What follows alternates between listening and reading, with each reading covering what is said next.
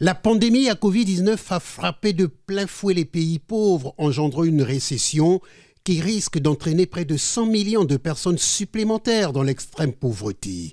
Face à ce constat, la Banque mondiale et le Fonds monétaire international ont appelé les pays du G20 à mettre en place l'initiative de suspension du service de la dette à l'effet d'aider les pays à concentrer leurs ressources à la lutte contre cette pandémie et à protéger la vie et les moyens de subsistance de millions de personnes vulnérables.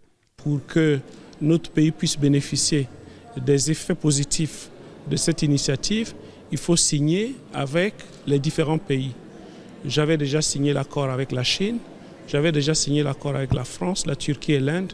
Et là, il s'agissait effectivement de signer l'accord avec la Belgique à travers l'institution qui s'appelle Credendo. C'est un accord absolument important pour notre pays parce que le G20 avait décidé cette initiative. C'était précisément pour soulager les pays en développement face aux grosses dépenses de la Covid-19. Donc ça nous donne effectivement au plan de la trésorerie des marges de manœuvre pour pouvoir faire face aux dépenses de la Covid-19. Dans la suite des activités de la délégation gouvernementale à Paris, un dîner d'affaires avec les dirigeants du MEDEF, Mouvement des entreprises de France, a été organisé par le Premier ministre. Anatole Collinet-Makosso a voulu partager avec ses acteurs économiques les différentes opportunités d'investissement qu'offre le Congo.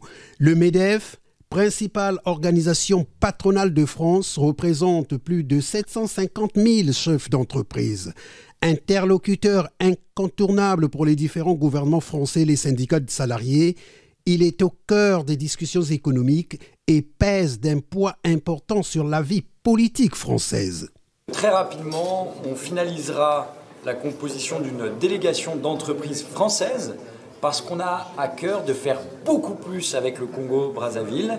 Et je l'ai dit au Premier ministre, on aime les Congolais, on aime le Congo-Brazzaville, les Congolais sont bienvenus en France, les investisseurs congolais sont bienvenus en France. Et donc voilà, c'était à la fois un dîner plutôt de travail, mais également d'amitié conviviale. Et l'amitié, ça doit se nourrir par des rencontres. Pendant plus d'une heure, les membres du gouvernement présents à Paris et les hommes d'affaires du MEDEF ont jeté les bases d'une nouvelle coopération plus dynamique et plus rentable.